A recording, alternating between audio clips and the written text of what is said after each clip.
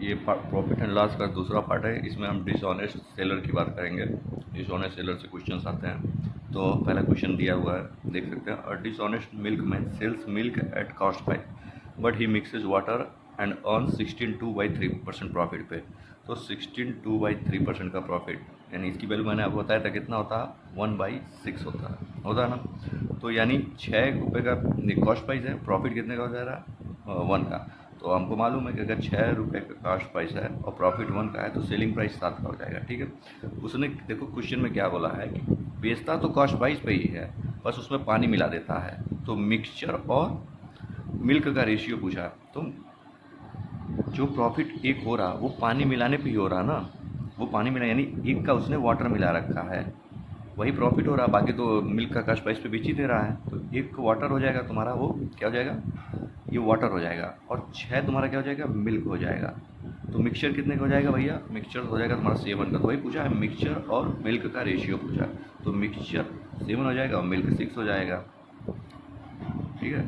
तो इस तरह से आप क्वेश्चन कर सकते हैं भैया कि उसमें, क्योंकि प्रॉफिट जो होगा वो जितना पानी मिला दीजिएगा वही प्रॉफिट होगा, क्योंकि मिल्क का कास्ट प्राइस तो वो बेच ही रहा है। तो वो वाटर मिला रहा वही, क्योंकि वाटर की वैल्यू 0 होती है, तो वाटर वाला ही प्रॉफिट हो रहा है। तो वही एक वाटर दिया हुआ है और वो प्रॉफिट है। इसी तरह से मिक्सचर और मिल्क का रेशियो हो जाएगा 7:6। क्वेश्चन देखेंगे। A dishonest seller goods sells goods at cost price but uses 900 gram in place of 1 kg। What is the actual price. तो उसने दिया है कि वो 1000 जो केजी है, 1000 जो है उसकी जगह वो कितना यूज कर रहा है, 900 ग्राम। तो उसको प्रॉफिट कितने का होगा, उसको प्रॉफिट यही जो बच जाएगा 100 वही होगा प्रॉफिट ना, क्योंकि बेस तो कॉस्ट प्राइस पे ही रहा है।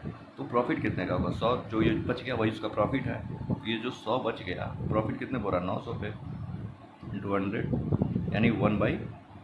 1/9 की वैल्यू हम जानते हैं 11% होता है, यानी 11 से 1/9% हो जाएगा। ये हमारा आंसर हो जाएगा, 11 से 1/9%, ठीक है। तो क्योंकि कास्ट प्राइस पे फॉल्स जो वेट यूज किया है वही उसका प्रॉफिट है। 100 ग्राम जो उसका बच जा रहा है वही उसका प्रॉफिट है, क्योंकि वो गलत वेट बाकी कास्ट प्राइस पे ही बेच रहा है। अगला क्वेश्चन देखेंगे हम। इसमें दिया हुआ है, और dishonest sweet seller sell sweets at 10% profit, 10% profit बेचता है, but uses 800 gram instead of 1 kg। तो मान लेते हैं 1000 का है, ठीक है। 1000 1 kg में होता है, ठीक है।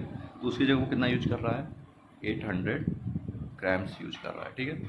और बेच कितने प्रॉफिट पर है, 10% प्रॉफिट पे, यानी 1000 रुपये 10% प्रॉफिट होगा तो कितना हो जाएगा, 1100।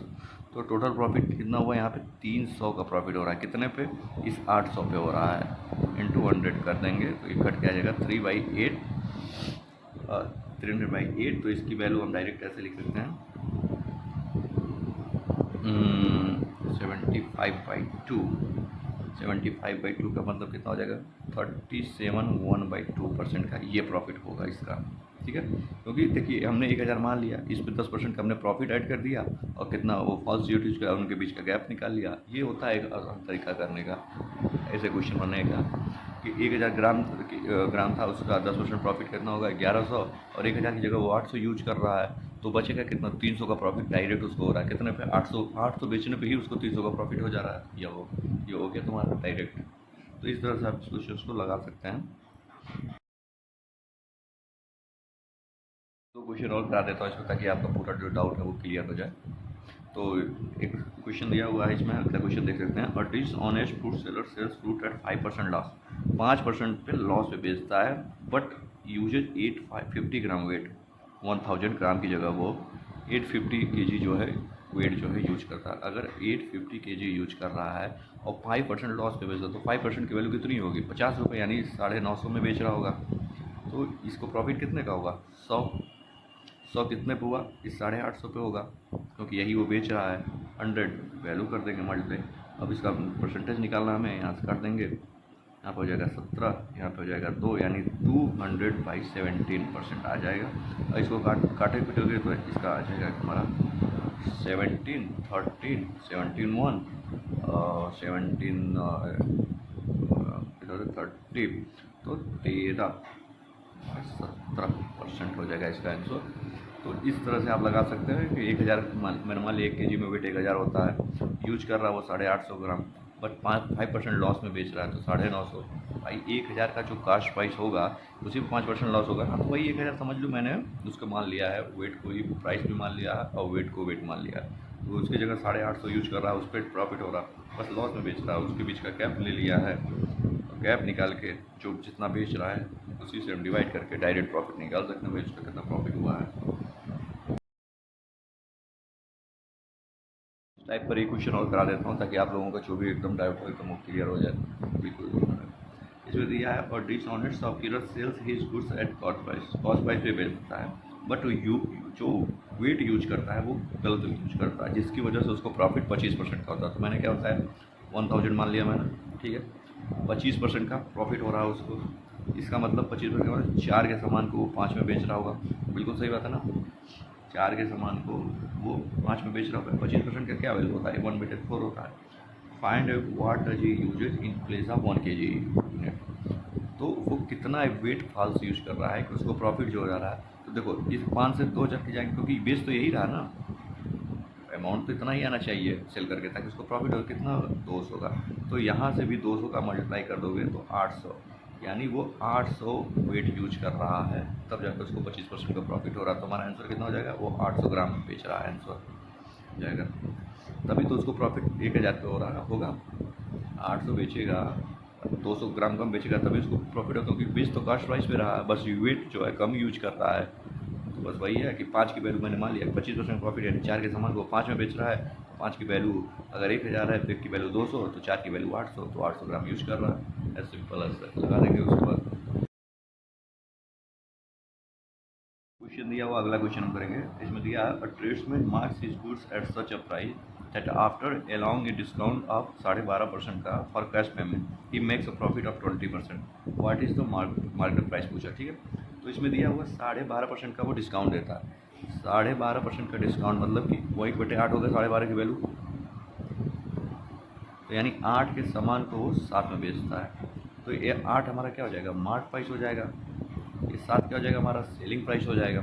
उसके बाद से देखो क्या बोला है, प्रॉफिट उसको तो 20% का है, 20% की वैल्यू हम जानते हैं कितना होता है 1/5 होता है, यानी 5 के सामान को वो 6 रुपये में बेच रहे हैं, यानी ये कास्ट प्राइस हो जाएगा, ये सेलिंग प्राइस हो जाएगा। अब ये यहाँ 6 है सेलिंग प्राइस, यहाँ 7 है, अब इन दोनों को हमें बराबर करना पड़ेगा क्योंकि भाई सेलिंग प्राइस तो सेम रहेगा, तो यहाँ ऊपर हम 6 से मल्टीप्लाई कर देंगे तो कितना हो जाएगा हमारा मार्क प्राइस हमारा हो जाएगा 48, सेलिंग प्राइस हो जाएगा हमारा 42, और यहाँ पे हम कितने मल्टीप्लाई कर देंगे 7 से, तो 7 छक्के 42 तो हमारा हो जाएगा सेलिंग प्राइस, और 7 पचे 35 हो जाएगा हमारा कास्ट प्राइस, ठीक है। तो पूछ और उसमें दिया what is the market price of the article which cost him 210, यानी उसकी वैल्यू उसने दिया है 210 रुपये में उसको मिला था सामान, तो 35 की वैल्यू अगर 210 दी हुई है तो कितना से मल्टीप्लाई करेंगे तो 210 हो जाएगा, 35 दूरी 70 और 3 6, यानी 35 इंटू 6, तो उसने पूछा कास्ट प्राइस 48 इंटू 6, तो 48 इंटू 50 के 300 होता है, और 12 कम कम कर देंगे तो कितना हो जाएगा भैया 288 रुपये जो हो जाएगा हमारा आंसर आ जाएगा, ये हो जाएगा मार्क प्राइस का हमारा आंसर। आई होप आप लोगों का क्लियर हो। क्वेश्चन देखेंगे, इसमें दिया हुआ है कि एक आदमी है जो 1710 रुपये में दोनों आर्टिकल को बेचता है, मतलब दोनों मिला के 1710 में बेचता है, ही ऑन्स 10% लॉस ऑन फर्स्ट आर्टिकल, यानी फर्स्ट परसेंट 10% का लॉस हो जाता है, 10% की वैल्यू होती है 1/10, यानी उसने 10 के सामान को उसने 9 में बेचा है, ये कास्ट प्राइस हो जाएगा, ये सेलिंग प्राइस हो जाएगी हमारी, ठीक है। उसके बाद से दिया हुआ सेकंड आर्टिकल पे उसको जो प्रॉफिट होता है वो 25% होता है, 25% वैल्यू हम जानते हैं कितना होता है 1/4 होता है, यानी 4 के सामान को 5 में बेचा, ये कास्ट प्राइस है और ये सेलिंग प्राइस है। और उसके बाद बोला है if the cost price of first article is equal to the selling price of second article, cost price of first article और selling price of second article दोनों बराबर हैं, तो इसका मतलब यहाँ से हमें 2 पे मल्टीप्लाई कर देंगे तो क्या हो जाएगा 8:10 हो गया ना, इसका कास्ट प्राइस इसका सेलिंग प्राइस बराबर। तो पूछ रहा है फाइंड द प्रॉफिट और लॉस परसेंटेज ओवरऑल कितना हुआ, ठीक है, देख लेते हैं भाई। तो 10 9 19 और 10 और 18 कितना होता है 37, कितना होता है 37, 18 और 19 37 की वैल्यू हमें दे रखी है, सॉरी सेल्स टू आर्टिकल 1700 19 की वैल्यू 1710 दे रखी है, सेलिंग प्राइस दे रखा है। तो 19 की वैल्यू अगर 1710 है, अगर 19 की वैल्यू 1710 दे रखी है तो कितना होगा 19 9 9 170, यानी एक की वैल्यू 90 हो जाएगी। तो 90 हो जाएगी तो भाई यहाँ पे तो 90 रुपये का लॉस हो रहा है उसको, और यहाँ पे उसको 180 रुपये का प्रॉफिट हो रहा है। ठीक है, तो ओवरऑल प्रॉफिट यहाँ 90 रुपये का लॉस, यहाँ 180 रुपये का प्रॉफिट, तो कितना हो जाएगा 180 में से 90 घटा देंगे तो 90 रुपये का उसको ओवरऑल में प्रॉफिट हो रहा है। ये आंसर आ जाएगा हमारा।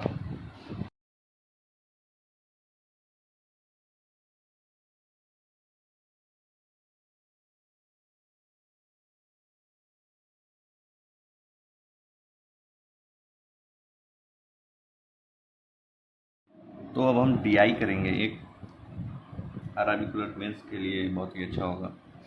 ऐसे DI जो है अराबिकुलर मेंस में आ सकते हैं। तो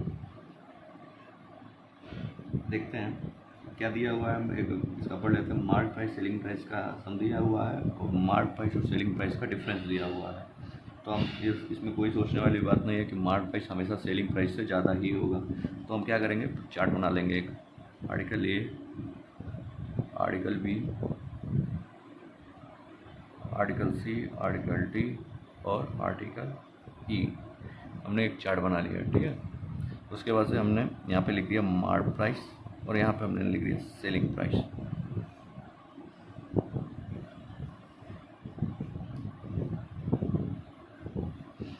तो आपको मालूम होगा जब हम a माइनस बी और a प्लस बी की वैल्यू निकालते हैं तो दोनों को जोड़ के और 2 से डिवाइड कर देते हैं तो a की वैल्यू आ जाती है, और दोनों को घटा देते हैं तो b की, और 2 से डिवाइड कर देते हैं तो b की वैल्यू आ जाती है, क्योंकि दोनों जोड़ोगे तो 2 आएगा और फिर उसको 2 से डिवाइड करोगे तो आ जाएगा। ठीक है, तो इसी तरह हम यहाँ पे डायरेक्ट करेंगे क्योंकि हमें जल्दी से करना होगा। तो मार्क प्राइस 14,000 दिया हुआ दोनों का सम, और फिर 2,000 डिफरेंस दिया तो 16,000। तो मार्क प्राइस कितना हो जाएगा 8,000 हो जाएगा। ठीक है, और सेलिंग प्राइस कितना हो जाएगा 6,000 हो जाएगा। उसी तरह 16,200 दिया हुआ है, 1,800 दिया हुआ है तो 18,000 हो जाएगा, तो यहाँ 9,000 हो जाएगा मार्क प्राइस और 7,200 हो जाएगा हमारा सेलिंग प्राइस। उसी 10,800 और 1,200 दिया हुआ है तो 11,000 12,000 हो जाएगा, तो 6,000 हो जाएगा हमारा मार्क प्राइस और 4,800 हो जाएगा हमारा सेलिंग प्राइस हो जाएगा। उसके बाद से दिया हुआ है 8,500 और 1,500 10,000, यानी 5,000 हो जाएगा हमारा मार्क प्राइस और 3,500 हो जाएगा हमारा सेलिंग प्राइस। उसके बाद से 16,500 और 3,500 कितना हो जाएगा 20,000 हो जाएगा। तो यहाँ पे 10,000 दिया हुआ है हमारा मार्क प्राइस और 6,500 हमारा हो जाएगा सेलिंग प्राइस। इसी तरह जल्दी से हमें निकालना, ठीक है। उसके बाद से दूसरा जो चार्ट दिया हुआ है वो दिया हुआ है प्रॉफिट परसेंटेज पे। केवल ध्यान दीजिए प्रॉफिट परसेंटेज दिया हुआ है, इसमें कहीं लॉस नहीं हुआ। तो प्रॉफिट परसेंटेज दिया हुआ article A B C D E पे। तो मैं यहाँ पे अब प्रॉफिट परसेंटेज कैसे आता है भैया, profit percentage cost price to selling price आ जाएगा 20% प्रॉफिट। तो अब मैं यहाँ कॉस्ट प्राइस का भी एक चार्ट बना लेता हूँ। देखो 20% दिया हुआ नहीं तो मैं आपको समझाने के लिए लिख रहा हूँ, वरना इसको भी डायरेक्ट 1/5 होता है। तो 5:6 यानी कॉस्ट प्राइस 5 का है, सेलिंग प्राइस 6 का, तो 6 की वैल्यू यहाँ 6,000 दी है, तो कॉस्ट प्राइस कितना हो जाएगा हमारा 5,000 हो जाएगा, ठीक है। उसी तरह आप देखेंगे 12.5% दिया, 12.5% की वैल्यू कितनी होती है 1/8, यानी 8 के सामान को 9 में बेचा गया है। तो 9 की वैल्यू कितनी दी है 7,200, यानी 800 कितना हो जाएगा 6,400 हो जाएगा, ठीक है। उसी तरह 33.33% दिया है, 33.3 मतलब 1 3 होता है 3:4, यानी 4 की वैल्यू 48 यानी 1,200, तो कॉस्ट प्राइस कितना हो जाएगा हमारा 3,600 हो जाएगा, ठीक है। उसके बाद से दिया हुआ है कितना 16.66% है, 16.2/3%। 16.2/3% की वैल्यू हम जानते हैं 1/6 होता है, यानी 6 के सामान को 7 में बेचा गया है।